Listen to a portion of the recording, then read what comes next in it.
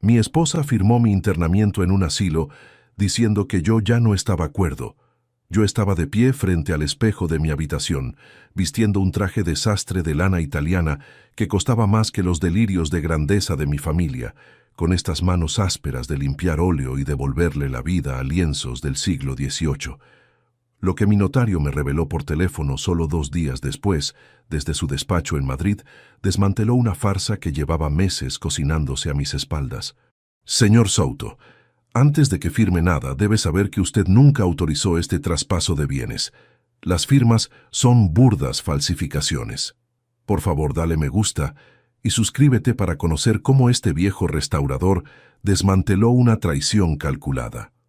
Déjame saber en los comentarios desde qué rincón del mundo me escuchas y qué hora es ahí en este instante, pues para este anciano significa el universo entero saber que mi voz no se ahoga en el vacío. Me llamo Valeriano Souto, tengo 64 años de edad y he dedicado las últimas 4 décadas de mi existencia al riguroso y silencioso arte de la restauración de pinturas raras y afrescos históricos. Mi trabajo no consiste en pintar, sino en comprender la mente de los antiguos maestros, en limpiar el barniz oxidado por el tiempo y en devolver la dignidad a la belleza que otros daban por perdida. A lo largo de mi carrera en los museos y colecciones privadas más selectas de España, acumulé no solo un profundo conocimiento técnico, sino también un patrimonio sólido y respetable, tasado exclusivamente en euros, compuesto por inmuebles en el centro de Madrid y una pinacoteca personal que muchos anticuarios envidiaban. Siempre fui un hombre metódico, acostumbrado a observar los detalles más mínimos bajo la lente de mi microscopio, atreviéndome a pasar horas analizando una sola grieta en una tabla del Renacimiento. Sin embargo, esa misma minuciosidad de que aplicaba sobre los lienzos ajenos se convirtió en mi mayor punto ciego cuando la apliqué sobre las personas que habitaban mi propia casa. Mi hogar, una espaciosa residencia de techos altos en el barrio de Salamanca, solía oler a trementina, cera de abejas y café recién hecho. Allí compartí 30 años de un matrimonio que yo juzgaba inquebrantable con Carmen Villalobos, una mujer de elegancia severa que siempre supo manejarse con soltura en los círculos sociales más distinguidos de la capital. De nuestra unión nació Alejandro, nuestro único hijo, que hoy cuenta con 32 años de edad. Alejandro creció rodeado de todas las comodidades que mi profesión podía solventar. Financié sus estudios en las escuelas de negocios más prestigiosas de Europa, pagué sus viajes y le abrí las puertas a un entramado de contactos en el mercado internacional de arte, creyendo ingenuamente que heredaría mi respeto por el esfuerzo y la honestidad. Alejandro se presentaba ante el mundo como un joven brillante, un consultor de inversiones con trajes impecables y una sonrisa magnética que derrochaba seguridad en cada cena familiar. Yo sentía un orgullo inmenso al verlo discutir sobre finanzas y coleccionismo, pensando que el apellido Souto quedaba en manos de un hombre de provecho. El cofre de mi atelier doméstico, una habitación blindada donde custodiaba las escrituras de mis propiedades y las piezas de arte más valiosas que aún no deseaba vender, permanecía cerrado con una llave de combinación mecánica que yo consideraba un secreto inviolable.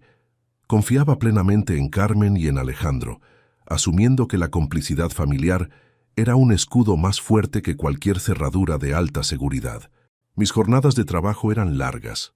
A menudo me encerraba en el taller desde el amanecer hasta altas horas de la madrugada, absorto en la recuperación de un fresco o en la catalogación de una nueva adquisición en euros. Carmen solía traerme el almuerzo en una bandeja de plata, sonriendo con esa calidez que yo tanto atesoraba, mientras Alejandro pasaba a saludarme para comentarme cómo marchaban sus supuestas inversiones en fondos extranjeros. Yo vivía convencido de que poseía la vida perfecta, una profesión que amaba, un patrimonio blindado para el futuro y una familia devota que me resguardaba del desgaste del mundo exterior.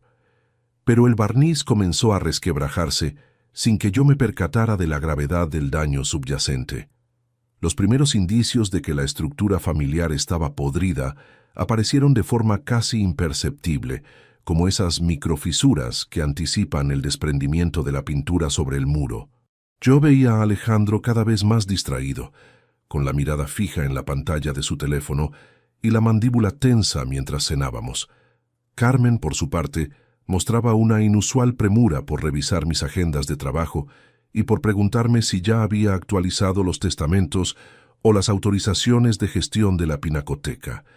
Yo achacaba esos comportamientos al estrés cotidiano o a la simple preocupación por mi bienestar a medida que me acercaba a la edad de la jubilación formal. No sospechaba que detrás de sus sonrisas ensayadas se escondía un abismo de deudas, ambición y un desprecio absoluto hacia mi persona, a quien ya consideraban un viejo inútil que acumulaba riquezas que ellos merecían disfrutar de inmediato. La farsa se tornó intolerable cuando la tranquilidad de mi atelier fue profanada por la fría realidad de la traición material. Carmen comenzó a insistir en que pasaba demasiado tiempo encerrado, sugiriendo que el olor de los disolventes químicos estaba afectando mi capacidad cognitiva. Alejandro secundaba cada palabra de su madre, mirándome con una condescendencia que me helaba la sangre, mientras intentaba sutilmente hacerse con el control de mis archivos digitales. Yo me negaba a abandonar mis pinceles y mis bisturís de restauración, argumentando que mi mente seguía tan afilada como el día en que obtuve mi primer contrato en el Museo del Prado. Fue entonces cuando comprendí que la farsa no era un malentendido temporal, sino el principio del fin de todo lo que yo había construido con el sudor de mi frente. Ellos ya no me veían como al patriarca que los sostenía, sino como al obstáculo que les impedía acceder a los millones de euros que custodiaba en mi caja fuerte. Un lunes por la noche, tras una jornada especialmente agotadora en la que apenas me levanté de la silla de restauración, salí de mi taller buscando un momento de descanso. La casa estaba en un silencio inusual, un silencio pesado y espeso que me hizo detener los pasos en el pasillo principal. Al acercarme a la biblioteca, escuché el eco de dos voces que discutían en un tono apagado, pero cargado de una urgencia febril. Eran Carmen y Alejandro, sentados muy juntos bajo la luz mortecina de una lámpara de escritorio. No quise interrumpir de inmediato. Me quedé inmóvil en la penumbra, asimilando la tensión que flotaba en el aire.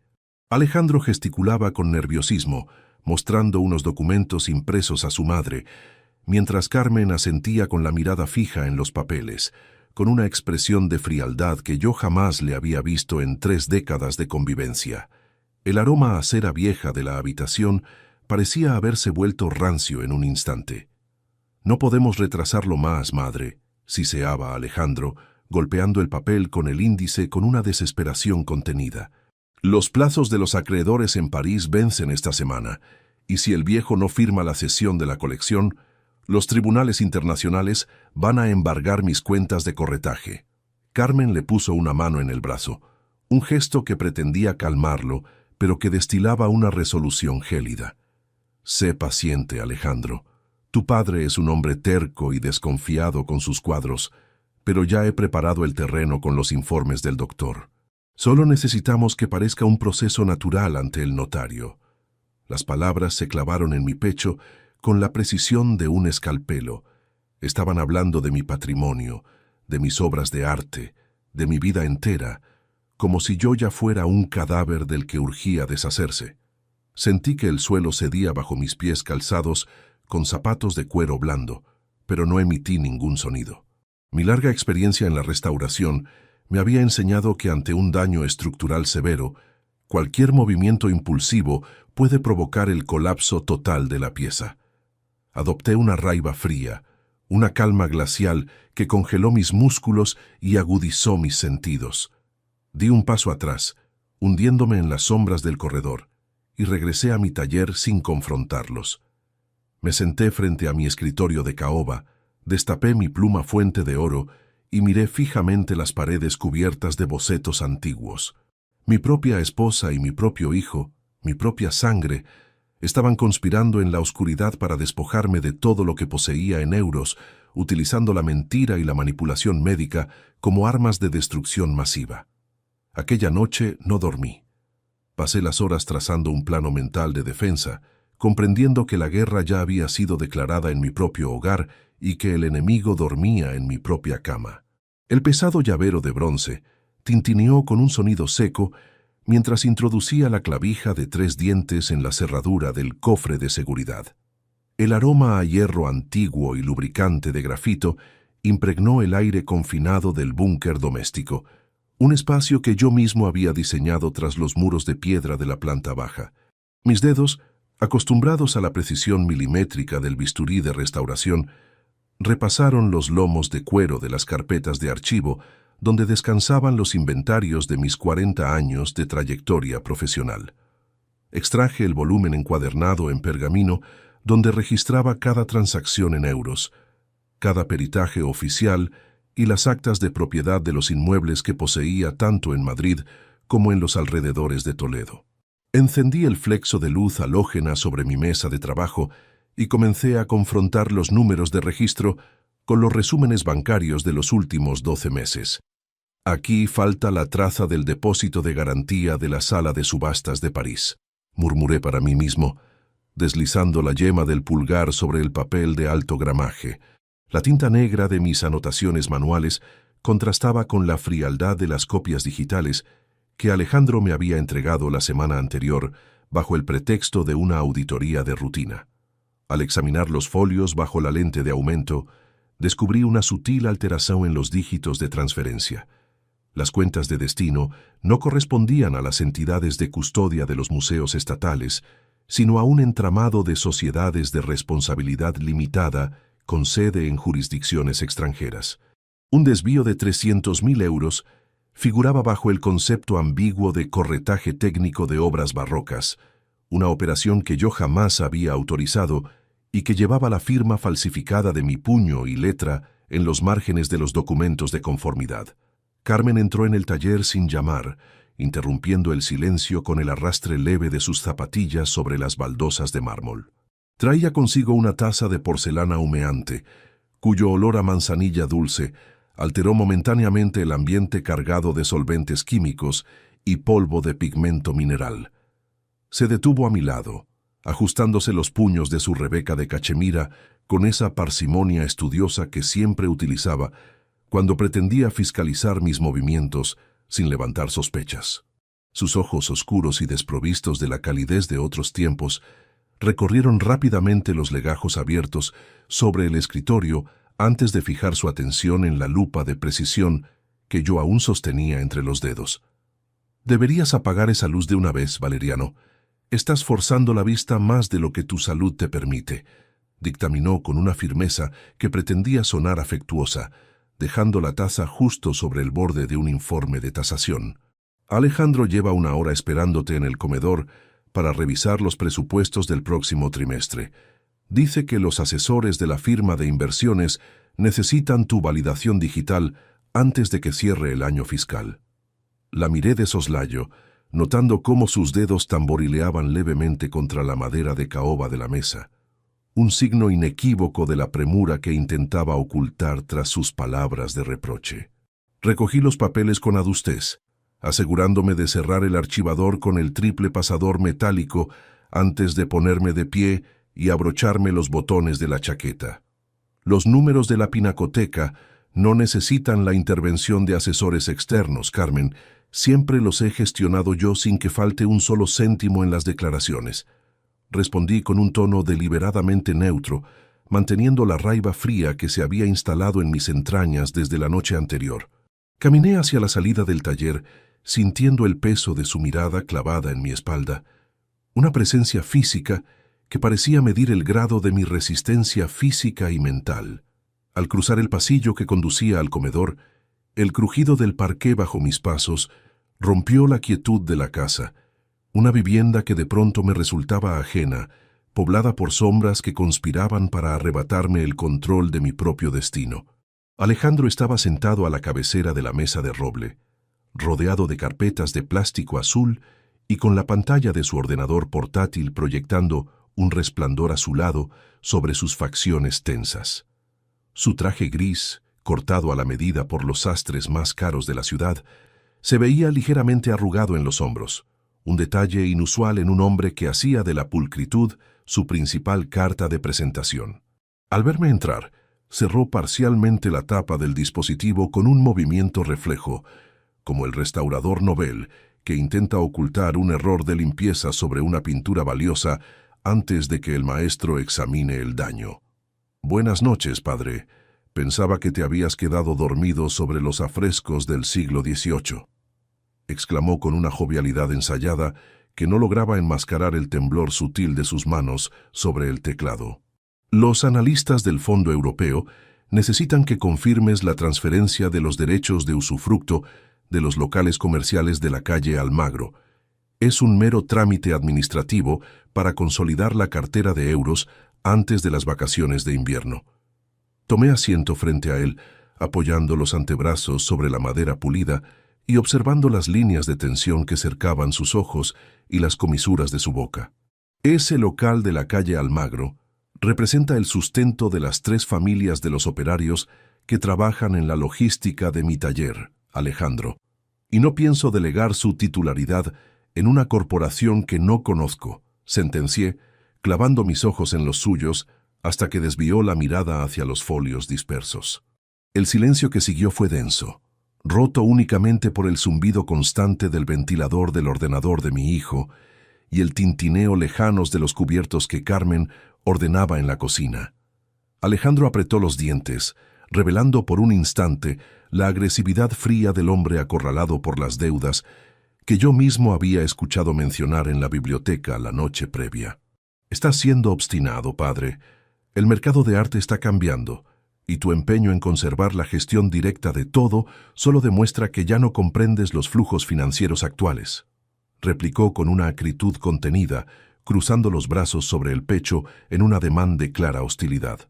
Carmen apareció en el umbral del comedor, sosteniendo una bandeja con el servicio de cena, pero sus ojos se dirigieron de inmediato a Alejandro, un intercambio de miradas mudas que confirmó la existencia de una estrategia coordinada entre ambos.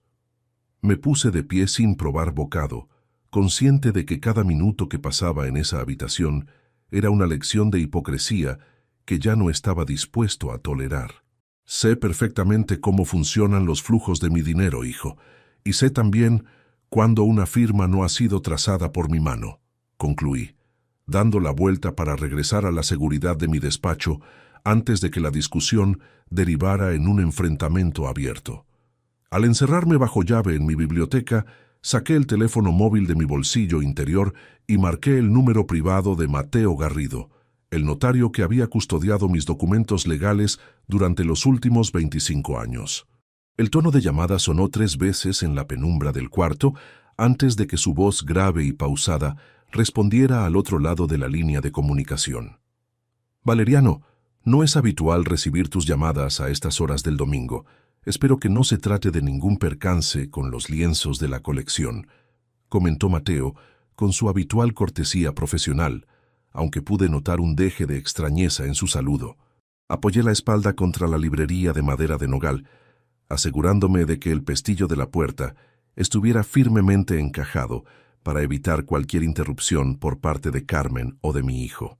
«Mateo, necesito que mañana a primera hora verifiques el estado de las escrituras de la casa del barrio de Salamanca y el inventario de la Pinacoteca de Toledo», le solicité en voz baja, midiendo cada sílaba para transmitir la urgencia de la situación sin revelar el abismo de sospechas que me consumía.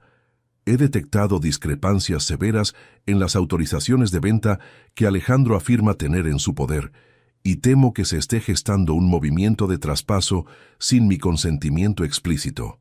Hubo una pausa prolongada al otro lado del teléfono, un silencio administrativo que me pareció eterno mientras contemplaba los bocetos antiguos que colgaban de las paredes oscuras de mi despacho. «Mañana mismo revisaré los registros públicos y los protocolos notariales que obran en mi poder, Valeriano, pero debes saber algo que me llamó la atención hace apenas 48 horas», respondió Mateo, transformando su tono cordial en la seriedad gélida de quien maneja información confidencial de alto riesgo. «Carmen estuvo en mi despacho el viernes por la mañana, acompañada de un perito médico de una clínica privada. Presentaron un requerimiento de urgencia para solicitar copias compulsadas de todos tus poderes de representación patrimonial, alegando razones de incapacidad sobrevenida que yo me negué a tramitar sin tu presencia física. La sangre se me heló en las venas mientras mis dedos se aferraban al borde del receptor telefónico, asimilando la magnitud del golpe que mi propia esposa estaba preparando en los despachos de la ciudad. ¿Qué tipo de informe presentaron, Mateo?, alcancé a preguntar, sintiendo el vacío en el estómago propio del hombre que descubre una grieta insalvable en los cimientos de su propia fortaleza. Antes de que el notario pudiera detallar la naturaleza exacta del dictamen médico o el nombre del especialista que firmaba la solicitud de incapacidad, un ruido seco proveniente de la cerradura exterior de mi despacho interrumpió la comunicación, seguido por el susurro inconfundible de unos pasos apresurados que se detenían justo al otro lado de la madera. «Abre de inmediato la puerta, Valeriano. Sabemos que estás hablando con alguien ahí dentro». La voz de Carmen, inusualmente rasposa y desprovista de su habitual modulación aristocrática, golpeó la madera maciza del despacho con una vibración que hizo tintinear los tinteros de cristal sobre mi escritorio. Corté la comunicación con Mateo de un manotazo limpio en la pantalla del teléfono, deslizándolo bajo el grueso secante de cuero donde guardaba los bocetos de restauración química de los óleos. El pomo de bronce de la puerta giró con violencia un par de veces, produciendo un chirrido metálico que delataba la urgencia de quienes permanecían al otro lado del corredor, iluminado por la pálida luz de los candelabros del pasillo. Giré la llave de la cerradura con parsimonia, abriendo el portón solo lo suficiente para confrontar la escena que se desplegaba en la penumbra del vestíbulo de la planta alta. Carmen permanecía con los brazos cruzados sobre su rebeca de cachemira, con las facciones crispadas y una rigidez en el cuello que delataba un nerviosismo absoluto que intentaba enmascarar bajo una postura de indignación conyugal. Detrás de ella, apoyado contra la barandilla de hierro forjado de la escalera principal, Alejandro sostenía una carpeta de piel oscura entre los dedos, con los nudillos blanqueados por la fuerza del agarre y la mirada fija en mis zapatos de cuero blando, evitando deliberadamente el contacto visual directo conmigo. No es necesario que destroces la cerrajería de mi propio despacho para llamar mi atención, Carmen. Estaba revisando las facturas de los disolventes químicos que llegaron de Alemania esta tarde. Sentencié con una calma glacial, manteniendo el cuerpo firme en el umbral, para impedirles el acceso visual a las pantallas y legajos que aún descansaban abiertos sobre la mesa de caoba. Alejandro dio un paso al frente, ajustándose el cuello de su camisa de botones con un ademán brusco, mientras un olor a colonia cara y tabaco rubio inundaba el espacio confinado entre nosotros, quebrando el aroma a trementina y madera vieja característico de mi taller doméstico. Los asesores legales de París acaban de enviar una notificación urgente sobre el fondo de inversión inmobiliario en euros, padre, y tu aislamiento no hace más que retrasar la resolución de un problema que nos afecta a todos, exclamó mi hijo con una prisa que rozaba el pánico, extendiendo los folios de la carpeta con un movimiento espasmódico que hizo crujir el papel timbrado bajo la luz mortecina del corredor. Necesitamos que valides la cesión temporal de las obras menores que guardas en el almacén de Toledo. Es una simple garantía administrativa para evitar el bloqueo de las cuentas de crédito internacionales que sustentan los gastos corrientes de esta casa. Carmen dio un paso hacia el interior de mi despacho, obligándome a retroceder sutilmente hacia la mesa de trabajo, mientras sus ojos rápidos recorrían el secante de cuero buscando el teléfono que yo había ocultado apenas unos instantes antes de abrirles la puerta. Tu hijo lleva semanas lidiando con acreedores que no entienden de los tiempos que te toma limpiar un cuadro, Valeriano, y tu actitud desconfiada está poniendo en riesgo el prestigio de nuestro apellido en los círculos financieros de Madrid, añadió con una frialdad cortante, dejando caer su mano sobre el borde de mi archivador metálico con un gesto de posesión que encendió la raiva fría que gobernaba mis pensamientos desde la noche anterior. La colección de Toledo no se toca, Alejandro, y mucho menos para avalar negocios de corretaje extranjero que no figuran en los libros contables históricos de esta familia, respondí, clavando mis ojos en las facciones contraídas de mi hijo hasta notar cómo una gota de sudor frío resbalaba por su patilla derecha, arruinando la pulcritud de su estudiado perfil de ejecutivo socrático. He dedicado 40 años de mi existencia a restaurar el patrimonio que ahora pretendéis trocear en despachos internacionales y no pienso estampar mi firma en un documento que oculta desvíos de capital bajo conceptos ambiguos de asesoramiento técnico. Alejandro arrojó la carpeta sobre el sofá de cuero del despacho con una violencia sorda que hizo volar 2 bocetos de afrescos renacentistas hacia las baldosas de mármol del suelo. Estás perdiendo el sentido de la realidad, padre. Tu obsesión con el pasado te está impidiendo ver que la pinacoteca es solo un activo financiero que se devalúa cada mes que pasa encerrado en ese cobertizo de piedra. Gritó con los ojos inyectados en sangre, revelando por fin la agresividad descontrolada del hombre que arrastra deudas imposibles de saldar en el mercado europeo de antigüedades. Carmen intervino de inmediato, interponiéndose entre nosotros con una rigidez militar, mientras sus dedos aferraban los hombros de Alejandro en un ademán de contención que pretendía salvar las apariencias ante los operarios que dormían en la zona de servicio de la planta baja. Controla tus palabras, Alejandro. Tu padre simplemente está cansado por el exceso de trabajo y los vapores de los barnices que nublan su juicio habitual, murmuró con un cínico tono de protección maternal que me confirmó, sin dejar margen a la duda, que el plan para apartarme de la gestión patrimonial ya estaba en una fase de ejecución avanzada. Es evidente que necesitas un descanso prolongado, Valeriano, lejos de estos disolventes y de las presiones de la tasación. El doctor que nos visitó el viernes insistió en que el aislamiento prolongado está agravando tus lagunas de memoria. Los miré a ambos en absoluto silencio, asimilando la perfección de la farsa que habían construido entre las paredes de mi propia fortaleza del barrio de Salamanca. Habían planeado cada diálogo, cada informe médico forjado y cada intervención legal para transformar mi meticulosidad profesional en una demencia senil ficticia ante los ojos de las autoridades de Madrid. Carmen recogió la carpeta de piel del sofá con una lentitud calculada, sin apartar la mirada de mis manos ásperas de limpiar óleo, unas manos que habían pagado cada metro cuadrado del suelo que pisaban en ese mismo instante de máxima tensión familiar. Nos retiramos para dejarte reflexionar en la quietud de tu taller, Valeriano, pero ten en cuenta que el tiempo juega en nuestra contra y las decisiones importantes se tomarán con o sin tu aprobación digital, concluyó Carmen, dando la vuelta con una elegancia severa para guiar a Alejandro hacia las escaleras principales de la residencia, cuyas maderas crujieron bajo sus pasos apresurados. Esperé a que el eco de sus voces se desvaneciera por completo en la planta baja antes de extraer el teléfono móvil de debajo del secante de cuero y marcar nuevamente el número privado del notario Mateo Garrido. La línea zumbó un par de veces en la penumbra de mi despacho, un sonido electrónico que parecía el único nexo de unión con el mundo real, fuera de las paredes embrujadas por la codicia de mi familia. La voz de Mateo respondió al tercer tono, desprovista de la formalidad burocrática del inicio de la noche, cargada ahora con la gravedad de un aliado que comprende que el tiempo se agota en el tablero de ajedrez legal de la capital.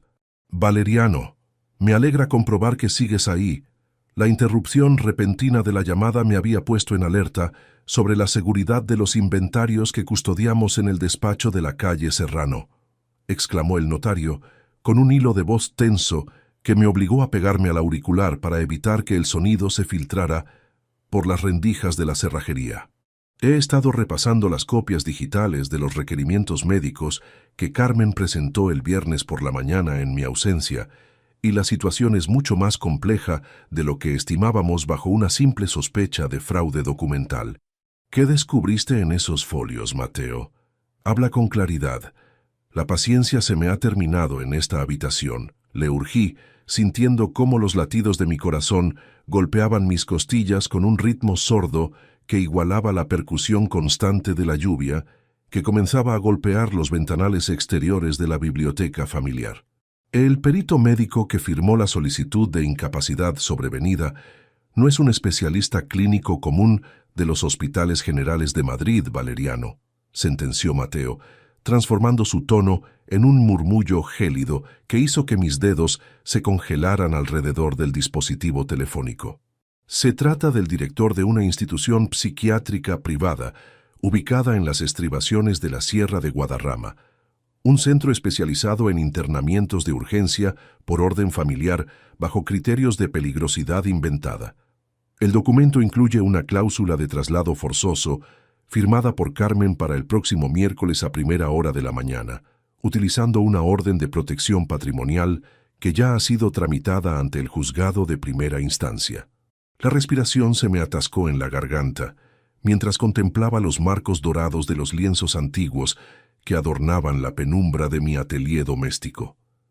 Mi propia esposa había firmado mi sentencia de internamiento definitivo en un asilo de la sierra, un lugar de muros altos donde mis pinceles serían sustituidos por sedantes químicos y mi voz sería anulada para siempre bajo el pretexto de una locura destructiva. Alejandro había aportado los euros necesarios para financiar la operación médica clandestina, utilizando los fondos que desvió de las subastas de París para comprar el silencio de un especialista sin escrúpulos. Mateo, necesito que prepares las actas de revocación inmediata de todos los poderes que Carmen y Alejandro ostentan sobre mis cuentas bancarias en euros y sobre las propiedades inmobiliarias de Toledo. Le ordené con una firmeza que nació de la pura necesidad de supervivencia biológica y profesional. No pienso esconderme en este despacho, esperando a que los enfermeros privados derriben mi puerta el miércoles por la mañana. Vamos a utilizar el factor sorpresa para obligarles a revelar la magnitud total del desfalco ante los tribunales. Hubo un silencio administrativo prolongado al otro lado del teléfono, un vacío de comunicación que me devolvió la imagen de la soledad absoluta del restaurador frente a una tela desgarrada por el vandalismo del tiempo. Mateo suspiró de forma pesada antes de volver a tomar la palabra, revelando un detalle técnico que desmanteló por completo la lógica de mi plano de defensa legal inmediata. Las actas de revocación ordinaria requieren tu firma presencial en mi despacho de la calle Serrano, Valeriano. Pero el juzgado de primera instancia ya ha emitido una orden de restricción de movimientos patrimoniales de carácter cautelar a petición de Carmen, lo que invalida cualquier modificación de poderes hasta que se celebre la vista médica de incapacidad, concluyó el notario con una seriedad que cortó de cuajo mis esperanzas de un bloqueo financiero rápido desde la comodidad de mi residencia. Para revocar esa orden cautelar necesitamos presentar una prueba material indudable de que estás en pleno uso de tus facultades y de que las firmas que sustentan los créditos de Alejandro en Francia fueron manipuladas mediante un sistema informático especializado que se encuentra oculto en algún lugar de esta misma casa. Dos hombres vestidos con chaquetas azules de lona gruesa empujaron la puerta del dormitorio principal sin contemplaciones, seguidos de cerca por Carmen, quien portaba una carpeta con el logotipo de la clínica de Guadarrama. Los pasos pesados de los desconocidos sobre el parqué del pasillo quebraron el silencio de la madrugada del miércoles, transformando la paz de mi hogar en un escenario de asedio civil.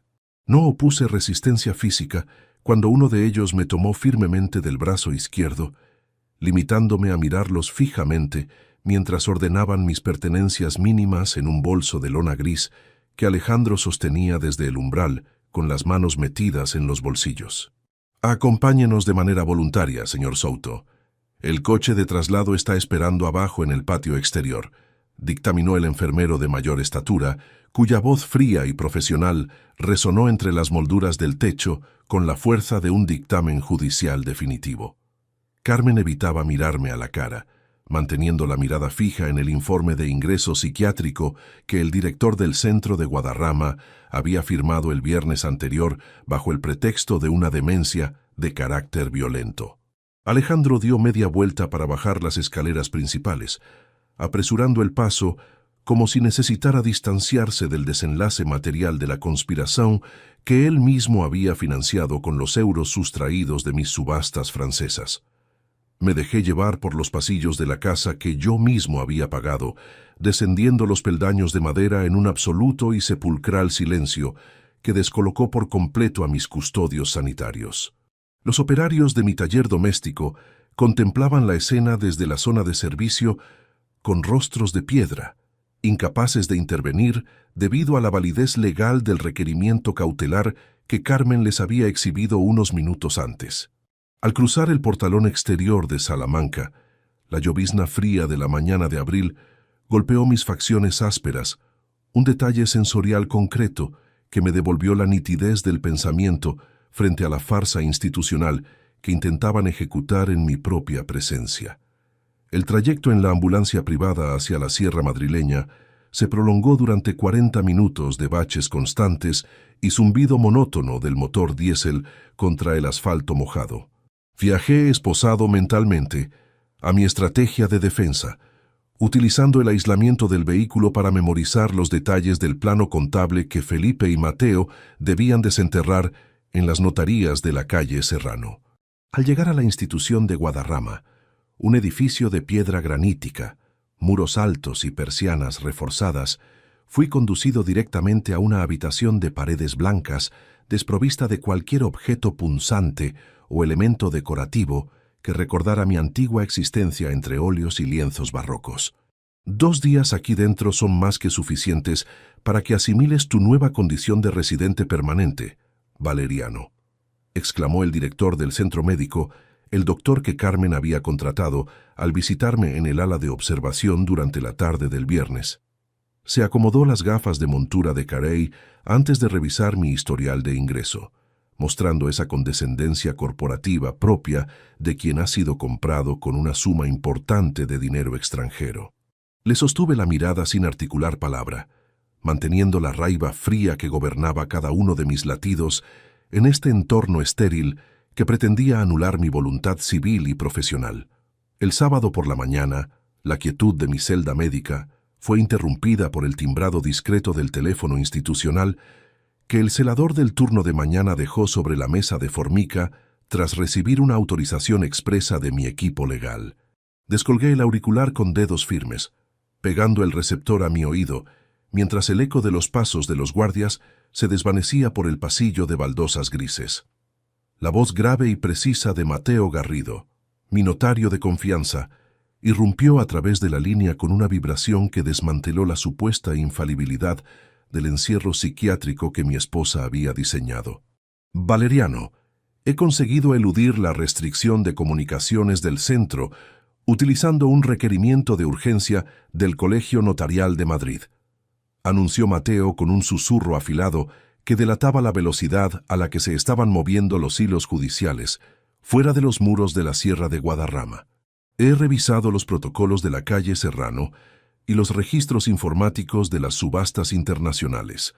La farsa que Carmen y Alejandro intentan consolidar en este preciso instante se está cayendo por su propio peso técnico. Habla sin rodeos, Mateo. El celador regresará en 10 minutos para retirar el dispositivo de la habitación. Le urgí en voz baja, clavando mis ojos en la mirilla reforzada de la puerta de madera, mientras el olor antiséptico del centro parecía volverse más denso a mi alrededor.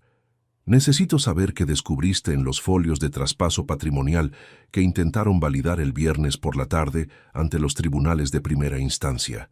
El motivo real de tu internamiento de urgencia no era simplemente apartarte de la Pinacoteca de Toledo, Valeriano, sino neutralizar tu firma presencial durante el cierre de una operación inmobiliaria masiva, sentenció el notario con una seriedad que heló la sangre en mis venas. Carmen firmó tu ingreso, alegando que ya no estabas cuerdo para actuar como administrador único de la sociedad de inversiones. Pero 2 días después de que te encerraran, el nuevo notario que Alejandro contrató para la firma de la venta me llamó directamente a mi despacho privado de Madrid. ¿Por qué te contactó ese hombre si Alejandro ya tenía sus propios asesores legales en el barrio de Salamanca? Pregunté, sintiendo cómo los cimientos de la farsa familiar comenzaban a agrietarse bajo el peso de una investigación forense que Carmen no había previsto en su esquema de ocultación de datos en euros. Me llamó preguntando por ti, porque el sistema informático de la Dirección General de los Registros Públicos emitió una alerta de incongruencia de firmas en el acta de venta de la mansión familiar, continuó Mateo, transformando su tono burocrático en la frialdad de un perito criminalista que ha detectado la prueba indudable de un delito mayor. El comprador extranjero había depositado ya 4 millones de euros en una cuenta de garantía de las Islas Caimán, pero el sistema bloqueó el traspaso final con un mensaje automático. Señor Souto, antes de firmar nada, debe saber algo. Usted nunca firmó eso. Las firmas digitales introducidas desde el ordenador de Alejandro pertenecen a un protocolo de simulación gráfica descontinuado hace 3 años. El cuarto pareció recuperar la temperatura habitual a medida que asimilaba el error monumental que mi hijo había cometido en su prisa por liquidar las deudas con sus acreedores internacionales de París. Su arrogancia de ejecutivo de trajes caros le había hecho creer que las autoridades de Madrid no verificarían el código de la firma criptográfica sobre unos documentos de tanta relevancia económica. Alejandro había utilizado un programa de edición de vectores en mi propio atelier para copiar los trazos ásperos de mi caligrafía manual, ignorando que los registros históricos de la notaría de Mateo custodiaban el patrón biométrico exacto de mi rúbrica profesional. ¿Qué validez legal tiene ese bloqueo informático ante el juzgado de primera instancia, Mateo? Le interrogué, poniéndome de pie para caminar por el espacio reducido de la celda, sintiendo cómo la determinación de viejo restaurador regresaba a mis músculos con una ferocidad renovada. Si la firma es una falsificación burda y certificada por el sistema estatal, la orden cautelar de incapacidad que Carmen utilizó para encerrarme en este asilo carece de sustento jurídico de inmediato. El bloqueo paraliza la venta de la casa de Salamanca de forma definitiva, Valeriano. Pero Alejandro y Carmen ya se han percatado de la llamada del registrador y están intentando subsanar el error de la peor manera imaginable, respondió el notario con un hilo de voz que se volvió extremadamente distante, como si temiera que alguien estuviera monitorizando la frecuencia de la comunicación institucional desde la centralita del centro psiquiátrico. Carmen acaba de solicitar una autorización de salida temporal firmada por el director médico para trasladarte a un despacho privado de Toledo mañana por la mañana. Planean forzar tu firma manuscrita sobre un documento complementario de ratificación patrimonial, aprovechando el estado de sumisión física provocado por los sedantes químicos que te están administrando en las comidas. La respiración se me contuvo al mirar la bandeja de plástico con los restos del almuerzo que aún descansaba sobre la mesa de formica de la celda de Guadarrama. Recordé el sabor amargo del caldo de verduras que me habían servido 1 hora antes, un detalle sensorial que hasta ese instante había atribuido a la pésima calidad de la cocina de la institución psiquiátrica de la Sierra. Mi propia esposa estaba dispuesta a drogarme en un despacho de Toledo con la complicidad de un perito comprado, todo para estampar mis dedos ásperas de limpiar lienzo sobre la ruina total de mi herencia en euros. No voy a probar bocado de lo que traigan a esta habitación a partir de este instante, Mateo, y necesito que tú y Felipe organicéis la recepción con la policía judicial en ese mismo despacho de Toledo antes de que Carmen aparezca con los enfermeros de traslado, ordené con una frialdad que nació de la pura necesidad de supervivencia civil, trazando un contraataque quirúrgico en mi plano mental. Si quieren mi firma manuscrita, les voy a dar una comparecencia pública que los tribunales de Madrid tardarán décadas en olvidar. Hubo una pausa prolongada en la línea de comunicación, rota únicamente por el siseo del cableado electrónico del asilo y el sonido metálico de un cerrojo que se abría en el extremo del pasillo exterior de la sección de aislamiento de Guadarrama. Mateo suspiró antes de colgar, dejándome una advertencia que desmontó por completo la supuesta seguridad de mi plan de emboscada legal en la ciudad castellana. La policía judicial no intervendrá sin una orden expresa del juzgado de primera instancia, Valeriano, y Carmen ha introducido un nuevo informe en el expediente de incapacidad hace apenas 30 minutos, concluyó el notario con una gravedad que cortó de raíz mi sensación de control sobre los tiempos del tablero financiero. Ese documento afirma que has intentado destruir una de las obras barrocas de tu propia pinacoteca durante un brote psicótico dentro del centro. Un informe firmado por un testigo imprevisto que afirma haber estado presente en tu taller doméstico el día en que Alejandro detectó el primer desvío de capital en euros. La pantalla táctil del datáfono de la institución psiquiátrica emitió un pitido agudo cuando el celador del turno de tarde deslizó una tarjeta de débito corporativa para autorizar el envío de mis informes médicos complementarios hacia el juzgado de primera instancia de Madrid. El olor a ozono de la fotocopiadora industrial y el zumbido constante de los fluorescentes del pasillo de administración creaban un entorno asfixiante, ajeno por completo a la quietud de los museos donde yo había pasado mi juventud. Permanecí inmóvil junto a la barandilla de protección de la sala de espera, vigilando de reojo el fajo de folios timbrados que la secretaria introducía en un sobre de mensajería urgente con destino al despacho de Toledo. El testigo imprevisto que ratifica la acusación de Carmen es Esteban Cruz, tu propio asistente de restauración del taller de Salamanca, desveló Mateo Garrido a través del auricular del teléfono móvil que yo mantenía presionado contra mi oído izquierdo con una crispación que delataba la urgencia absoluta de este nuevo obstáculo administrativo. Ha presentado una declaración jurada ante el registrador civil afirmando que te vio destrozar un lienzo barroco del siglo XVIII durante una crisis nerviosa en enero de 2023. Ese falso testimonio es el que Carmen está usando para justificar las medidas cautelares de internamiento forzoso y para anular la validez de tu firma manuscrita en las próximas 48 horas. Mis dedos ásperas de limpiar óleo se aferraron al marco de madera de la ventana de la sala de espera, sintiendo cómo la ira fría que gobernaba mis pensamientos se concentraba en un plano de contraataque legal definitivo. Esteban Cruz, un joven técnico al que yo había formado con paciencia evangélica durante los últimos 5 años, pagándole un sueldo generoso en euros y permitiéndole acceder a los secretos de catalogación de mi pinacoteca personal, se había vendido a la ambición de Alejandro. Mi hijo le había prometido una parte de los beneficios de la venta ilícita de los locales comerciales de la calle Almagro, a cambio de estampar una firma falsificada sobre un documento que pretendía enterrarme en vida en este asilo de la Sierra de Guadarrama. Esteban Cruz está intentando validar ese informe para justificar los desvíos de capital que localizamos en los bancos de Francia. Continué en un susurro afilado, asegurándome de que el guardia sanitario que custodiaba el acceso al pasillo central permaneciera distraído con los monitores de vigilancia de la entrada principal. Él tenía acceso directo a los códigos criptográficos de las subastas de París y conoce los patrones de mi caligrafía manual mejor que nadie en la capital.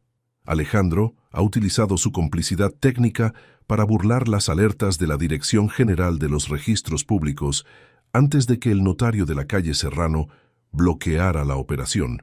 Hay un detalle financiero que no encaja en la declaración de Esteban Valeriano, y Felipe lo acaba de desenterrar tras revisar las cuentas de depósito en garantía de las Islas Caimán, añadió Mateo, transformando su habitual parsimonia burocrática en la determinación quirúrgica de un perito criminalista. Hemos localizado una transferencia electrónica de 250.000 euros, realizada el 1 de abril de 2023, desde la cuenta personal de Carmen hacia una sociedad de responsabilidad limitada administrada por el propio Esteban. Ese dinero no era un pago por servicios de restauración artística, sino la primera mitad de una transacción mercantil clandestina para forzar tu desaparición civil. El celador de la clínica de Guadarrama se dio la vuelta bruscamente, obligándome a cortar la comunicación con un movimiento reflejo y a ocultar el dispositivo bajo el pliegue de mi chaqueta de lana italiana antes de que sus pasos pesados resonaran sobre las baldosas grises de la sala de espera. Traía consigo un vaso de plástico con el sedante químico de la tarde, cuyo olor amargo a jarabe medicinal me confirmó el plano de sumisión física que Carmen pretendía ejecutar antes del traslado forzoso al despacho de Toledo, fijado para la mañana siguiente. Vertí el líquido sutilmente entre las raíces de un helecho decorativo que adornaba la esquina del vestíbulo, manteniendo una compostura intachable ante los ojos inquisidores del personal médico comprado. A las 11 de la noche, el silencio del ala de observación fue quebrado por el crujido metálico de un pasador exterior que se abría en el extremo del pasillo de aislamiento. La silueta esbelta de Carmen apareció en el umbral de mi habitación, vestida con un abrigo oscuro que reflejaba la humedad de la lluvia torrencial que golpeaba los muros graníticos de la sierra madrileña. Detrás de ella, Alejandro sostenía una carpeta de piel con los documentos de ratificación patrimonial complementaria, mostrando unas facciones demacradas por el pánico de quien sabe que los plazos de sus acreedores internacionales de París vencen de forma inminente. Mañana a primera hora saldremos hacia Toledo para solucionar el bloqueo informático de los registros públicos, Valeriano, y más vale que colabores de manera voluntaria si quieres que suavice las condiciones de tu estancia en este centro, dictaminó mi esposa con una frialdad cortante, dejando caer la carpeta sobre la mesa de formica con un ademán de posesión absoluta que encendió la raiva de viejo restaurador en mis entrañas. Tu asistente Esteban ya ha ratificado ante el juez que tus lagunas de memoria te incapacitan para gestionar los inmuebles de Madrid y las autoridades no dudarán en aplicar la tutela legal si detectan el más mínimo rasgo de resistencia manuscrita ante el nuevo notario. Alejandro dio un paso al frente, ajustándose los puños de su traje gris, con un movimiento espasmódico que delataba el nerviosismo absoluto de un hombre acorralado por desfalcos imposibles de saldar en el mercado europeo de antigüedades. Las firmas de la calle Almagro se van a validar mañana con o sin tu consentimiento presencial, padre, porque los analistas del Fondo Europeo no van a esperar a que recuperes la lucidez técnica sobre unos cuadros que ya no pertenecen al circuito comercial actual, exclamó con una prisa que rozaba la histeria, revelando por fin la quiebra total de su estudiada máscara de consultor de inversiones de éxito. Esa caligrafía digital que utilizasteis para suplantar mi identidad es un delito grave de falsedad documental calificada, Alejandro, y Esteban Cruz terminará respondiendo ante la Policía Judicial de Madrid mucho antes de que podáis tocar un solo euro de las cuentas ocultas, respondí con una calma glacial, manteniendo el cuerpo erguido frente a la mesa de formica, fijando mis ojos en las facciones contraídas de mi hijo, hasta notar cómo retrocedía un paso hacia el umbral del cuarto. He dedicado 4 décadas de mi existencia a devolver la dignidad a lienzos dañados por el tiempo, y no pienso permitir que destruyáis la santidad de mi esfuerzo profesional para financiar un entramado de sociedades fantasma en el extranjero. Carmen sonrió con una sorna gélida, acomodándose las solapas de su abrigo antes de dar la vuelta para retirarse hacia el pasillo de administración, dejando una orden de vigilancia estricta al celador que permanecía apostado junto al portón reforzado de la sección de aislamiento. Reflexiona en la penumbra de esta celda durante las próximas horas, Valeriano, porque el coche de traslado estará en el patio exterior a las 6 de la mañana, y los enfermeros privados tienen instrucciones muy precisas sobre cómo manejar cualquier brote de testarudez artística en el despacho castellano. Concluyó con una indiferencia militar que cerró el bloque de tensión familiar de la noche. Esperé a que el eco de sus pasos se desvaneciera por completo en la planta baja, antes de extraer el teléfono móvil de mi bolsillo interior y marcar el número privado de Daniel, el investigador particular que Mateo había contratado para monitorizar el perímetro de mi mansión en el barrio de Salamanca. La línea zumbó 3 veces en la oscuridad de la habitación estéril antes de que su voz rápida y desprovista de formalidades administrativas respondiera desde el interior de un vehículo estacionado en los alrededores de la capital. Señor Souto, he estado siguiendo los movimientos de Esteban Cruz durante las últimas 12 horas, utilizando los sistemas de geolocalización que instalamos en el todoterreno de la firma de restauración, desveló el detective privado con un hilo de voz tenso que me obligó a pegarme al auricular para registrar cada dato técnico de su informe forense. La farsa del asistente técnico incluye una complicidad que Carmen no ha compartido con Alejandro en los despachos de la calle Serrano. Esteban no está actuando simplemente como un testigo comprado por las deudas de corretaje internacional de tu hijo en Francia. Habla con precisión, Daniel. La madrugada se agota en este asilo y necesito saber qué conexiones ocultas vinculan a mi asistente con las decisiones de mi esposa, le exigí en voz baja, clavando mis ojos en la mirilla de la puerta reforzada, mientras el segundero del reloj de pared parecía avanzar con una velocidad destructiva. Esteban Cruz se ha reunido 2 veces con Carmen en un apartamento de lujo ubicado en el distrito de Retiro durante los días en que Alejandro permanecía en París negociando con los acreedores del mercado de arte, sentenció el investigador privado, transformando su tono descriptivo en la seriedad de quien ha capturado la prueba definitiva de una traición paralela dentro de la misma estructura familiar. Los registros fotográficos que he compilado demuestran un nivel de intimidad física y una coordinación de cuentas bancarias en euros que deja fuera de juego la autoridad de tu hijo. Esteban es el verdadero arquitecto de la falsificación informática y planea quedarse con la totalidad del capital depositado en las Islas Caimán, utilizando una segunda procuración que Carmen firmó en secreto para revocar los derechos futuros de Alejandro en cuanto se formalice tu declaración de incapacidad médica ante los tribunales de Madrid. La respiración se me congeló en el pecho mientras contemplaba la luz de seguridad que se filtraba por la rendija de la persiana de mi celda psiquiátrica de Guadarrama. La traición no era un plano bidimensional de una esposa y un hijo unidos por la codicia material, sino un triángulo de degradación moral donde Alejandro estaba siendo utilizado como un peón prescindible por su propia madre y por el asistente técnico en quien él mismo confiaba para salvar su carrera financiera. Carmen y Esteban planeaban liquidar la pinacoteca de Toledo, apartar a mi hijo con las manos vacías una vez firmado el internamiento definitivo y huir juntos hacia las Bahamas, utilizando los millones de euros que el comprador extranjero ya había transferido al entramado internacional. Daniel, necesito que guardes esas capturas de pantalla y los metadatos de las reuniones de retiro en un servidor seguro administrado por Mateo Garrido de inmediato. Le ordené con una firmeza de hierro que disipó cualquier rastro de la neblina provocada por la tensión del encierro. Mañana en el despacho de Toledo, cuando Carmen intente forzar mi firma manuscrita frente al nuevo notario, vamos a presentar un laudo técnico que demolerá la farsa de ambos villanos en un solo movimiento judicial. Hubo un crujido electrónico en la línea de comunicación, un siseo prolongado que delató una alteración repentina en la frecuencia de la señal celular dentro del perímetro de la institución psiquiátrica de la Sierra.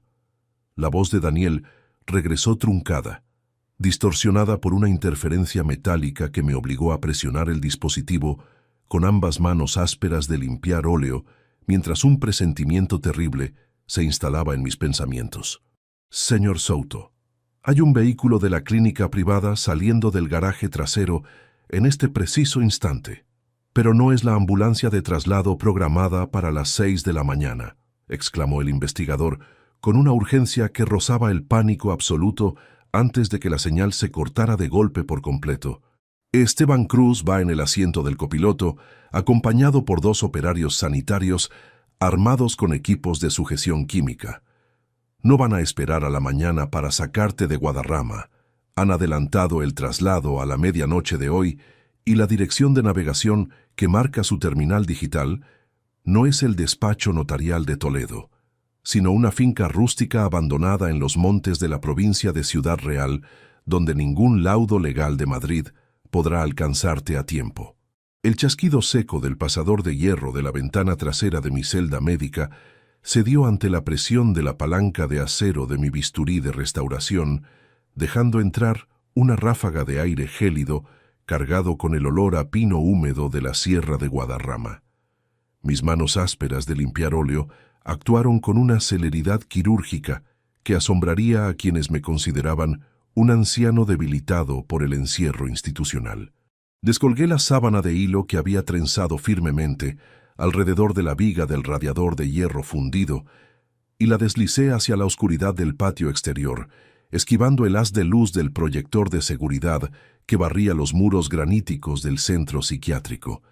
Descendí los 3 metros de muro con los pies descalzos buscando el apoyo de la hiedra vieja que trepaba por la mampostería, amortiguando el impacto de mi caída sobre la grava del jardín trasero. El eco de los pasos de los enfermeros privados resonaba en la planta baja, acompañado por el murmullo de las órdenes de Esteban Cruz, quien apresuraba la carga de los equipos de sujeción química en el maletero del coche clandestino.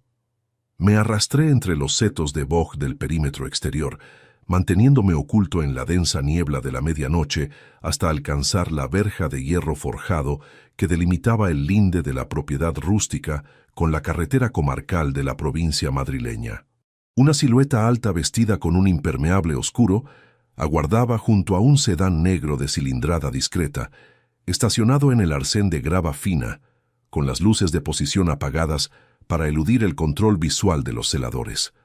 Daniel, el investigador privado, abrió la puerta del copiloto con un movimiento fluido que apenas produjo un susurro en la quietud de la tormenta que arreciaba sobre la sierra. Me deslicé en el interior del vehículo, sintiendo la calefacción golpear mis articulaciones entumecidas, mientras el detective engranaba la marcha atrás para alejarnos del radio de acción de la clínica antes de que los operarios sanitarios certificaran la vacuidad de mi celda de observación. Felipe y Mateo Garrido ya están desplegados en la notaría de Toledo con los inspectores de la Policía Judicial de Madrid, desveló el detective privado mientras conducía con la vista fija en el asfalto mojado por la llovizna torrencial, manteniendo una velocidad constante para evitar llamar la atención de las patrullas de tráfico de la Guardia Civil. Hemos interceptado los mensajes de la terminal digital de Esteban Cruz. El desvío de los 4 millones de euros del comprador extranjero ya figura congelado de forma cautelar por orden del juzgado de primera instancia. Pero Carmen ha citado a Alejandro en la mansión familiar para una reunión de urgencia a las 6 de la mañana, bajo la farsa de una firma definitiva en euros que salvará sus deudas de París. Tomé el teléfono móvil de repuesto que Daniel me extendió desde la consola central, marcando el código privado de Mateo con unos dedos que comenzaban a recuperar la temperatura biológica tras el escape de la institución psiquiátrica. La línea emitió un zumbido electrónico nítido a través de los altavoces del vehículo, un sonido de comunicación limpia que me devolvió la certeza de que el final de la farsa patrimonial se decidiría en las próximas horas en el corazón del barrio de Salamanca. La voz grave y sosegada de mi notario de confianza respondió de inmediato, transmitiendo la seguridad del perito que sabe que ha acorralado a los falsificadores en su propio terreno administrativo. Valeriano, tu salida de Guadarrama ha obligado a Carmen a modificar los tiempos de la simulación gráfica de forma espasmódica, anunció Mateo con una firmeza que disipó cualquier rastro de la tensión acumulada entre los muros de la sierra. Esteban Cruz ha regresado a la residencia de Madrid tras comprobar que la habitación del asilo estaba vacía. Cree que has huido hacia la delegación de policía de la calle Serrano y está intentando acelerar el traspaso de la pinacoteca hacia las cuentas fantasmas de las Bahamas, utilizando los archivos biométricos que extrajo de tu ordenador personal durante el mes de enero de 2023. ¿Tienen los inspectores judiciales los metadatos de las reuniones de retiro que Daniel compiló esta tarde, Mateo? Le interrogué en un susurro afilado, manteniendo la calma glacial de mi profesión de restaurador frente a la destrucción inminente del entramado familiar.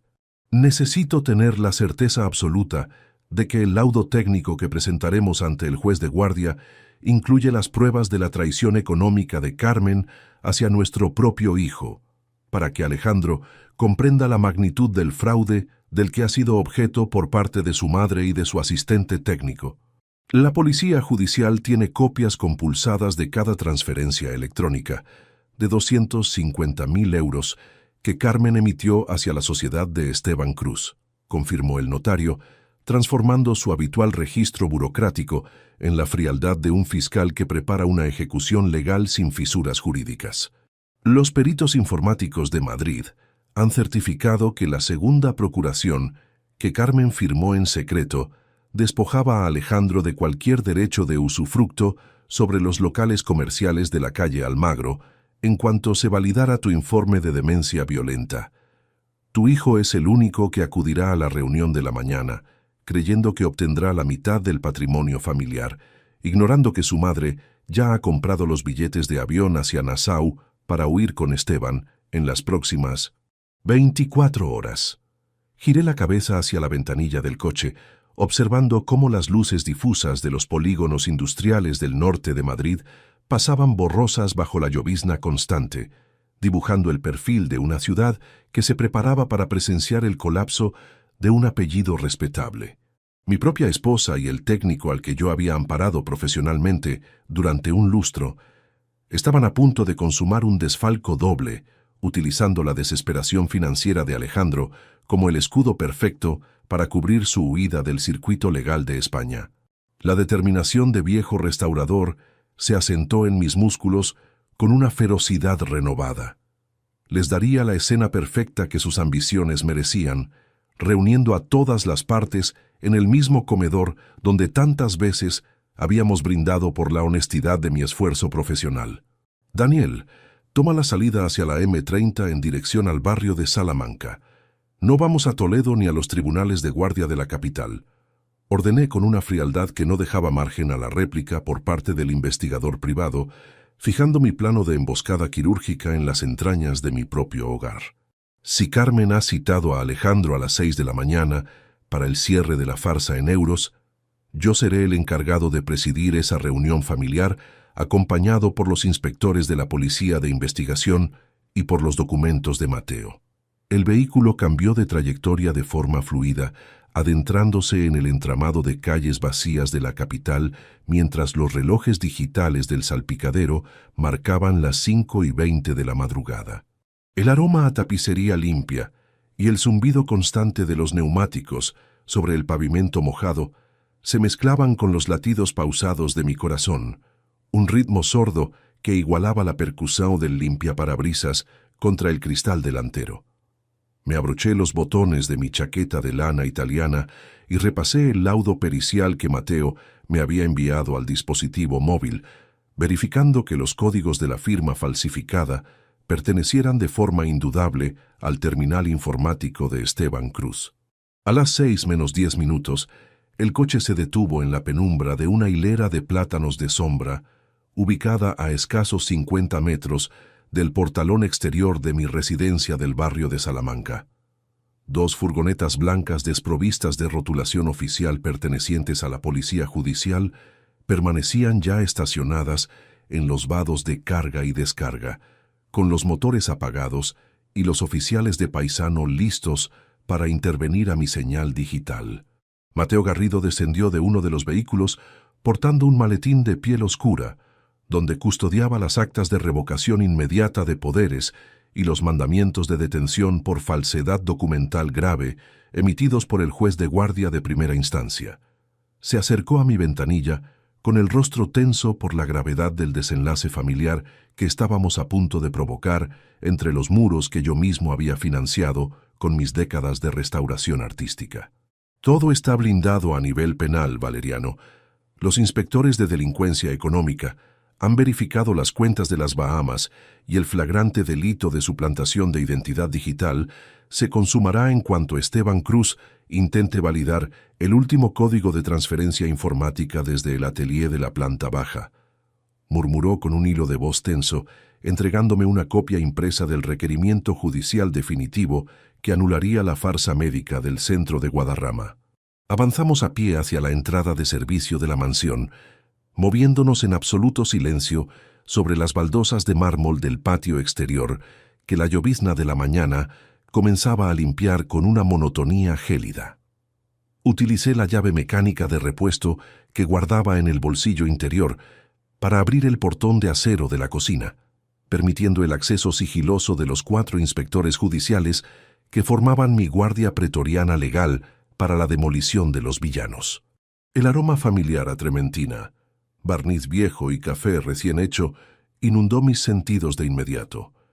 Un contraste brutal con el entorno antiséptico de la institución psiquiátrica de la Sierra, de la que acababa de escapar hacía apenas un par de horas. Al aproximarme al pasillo que conducía al gran salón de la planta principal, escuché el eco de 3 voces que discutían en un tono apagado, pero cargado de una urgencia febril bajo la luz de los candelabros de bronce. Carmen permanecía sentada a la mesa de roble junto a Alejandro, quien repasaba los folios de la carpeta de piel con movimientos espasmódicos, mientras Esteban Cruz tecleaba con presteza en su ordenador portátil conectado a la red maestra de mi taller de restauración. Las facciones de mi hijo denotaban el pánico del hombre que sabe que sus acreedores de París no concederán una sola hora de prórroga antes de ejecutar los embargos de sus fondos comerciales en el mercado europeo de antigüedades. Introduce el código de ratificación manuscrita ahora mismo, Esteban. El sistema informático de los registros públicos no puede mantener el bloqueo de euros si la firma coincide con el patrón digital del viejo, ordenaba Alejandro, con una desesperación contenida que arruinaba la pulcritud de su estudiado traje de sastre gris de ejecutivo socrático. Carmen le puso una mano en el brazo con esa condescendencia gélida que yo tantas veces había presenciado en las cenas de gala, mientras sus ojos rápidos vigilaban la pantalla del ordenador donde figuraban los saldos del comprador extranjero. Tu padre ya no representa un peligro administrativo para esta transacción, Alejandro. Los directores de Guadarrama se encargarán de que permanezca aislado el tiempo necesario para consolidar la estructura del fondo de inversión en euros, añadió mi esposa con una frialdad cortante que confirmó ante los oídos de los inspectores de policía que permanecían apostados en la penumbra del pasillo la existencia del complot médico para anular mi voluntad civil. Solo necesitamos que Esteban valide este último trámite de conformidad y el capital será transferido de inmediato a la cuenta de custodia internacional de las Islas Caimán para liquidar tus deudas de París antes de que abra la Bolsa de Madrid. Esteban Cruz levantó la vista de la pantalla del dispositivo portátil con una sonrisa de arrogancia calculada que me revolvió las entrañas, deteniendo sus dedos sobre las teclas antes de emitir la confirmación final del desfalco patrimonial. El sistema criptográfico está listo para asimilar el patrón biométrico de la firma de Valeriano, señor de la Garza, pero hay una incongruencia de última hora en el servidor central de la Dirección General de los Registros que no responde a los protocolos ordinarios de las notarías de la calle Serrano, desveló el asistente técnico con un tono que se volvió repentinamente plano, deteniendo sus movimientos mientras una línea de datos rojos comenzaba a parpadear en el monitor de su ordenador, revelando una información confidencial modificada hace escasos 60 segundos desde una terminal desconocida que ninguno de los presentes en la mesa de roble de Salamanca había autorizado en su esquema de ocultación de datos en euros. ¿Qué significa esa línea roja en el monitor, Esteban? No tenemos margen para tolerar más errores informáticos. La voz de Alejandro cortó la penumbra de la sala con un latigazo de pánico contenido, mientras se inclinaba sobre el tapete de la mesa de roble, golpeando la madera con sus nudillos blanqueados por la tensión de la madrugada. El siseo del ventilador del ordenador portátil parecía amplificarse en el espacio del gran salón, un eco mecánico que competía con el golpeteo rítmico de la llovizna exterior contra los altos ventanales de nuestra residencia en el barrio de Salamanca. Esteban Cruz apretó los dientes, deslizando los dedos con un temblor frenético sobre el teclado del dispositivo, intentando forzar un protocolo de validación criptográfica que el servidor central de Madrid rechazaba de forma sistemática. El cortafuegos del registro civil está denegando el acceso a la base de datos de euros porque se ha introducido una alerta de fraude en tiempo real desde una terminal externa, respondió el asistente técnico en un susurro áspero que delataba la quiebra absoluta de su habitual arrogancia profesional. Carmen Villalobos se puso de pie bruscamente, ajustándose los puños de su abrigo oscuro con una rigidez militar que hizo crujir los folios de la carpeta de piel que descansaba entre las tazas de café frío. Sus ojos, fijos en la pantalla del monitor, se contrajeron al descubrir el código de bloqueo definitivo que desmantelaba la farsa legal de las últimas semanas. «La función ha terminado para vosotros», sentencié, empujando los batientes dobles de madera maciza de la entrada del salón y dando un paso firme hacia el interior de la habitación iluminada por los candelabros de bronce. El eco de mis pasos descalzos sobre las baldosas de mármol del pasillo principal cesó de golpe, marcando una presencia física imponente que congeló los movimientos de los 3 conspiradores reunidos alrededor de la mesa. Detrás de mí, el notario Mateo Garrido avanzó portando su maletín de piel oscura, flanqueado de inmediato por los 4 inspectores de la Policía Judicial de Madrid, que permanecían con las manos apoyadas en sus cinturones de servicio.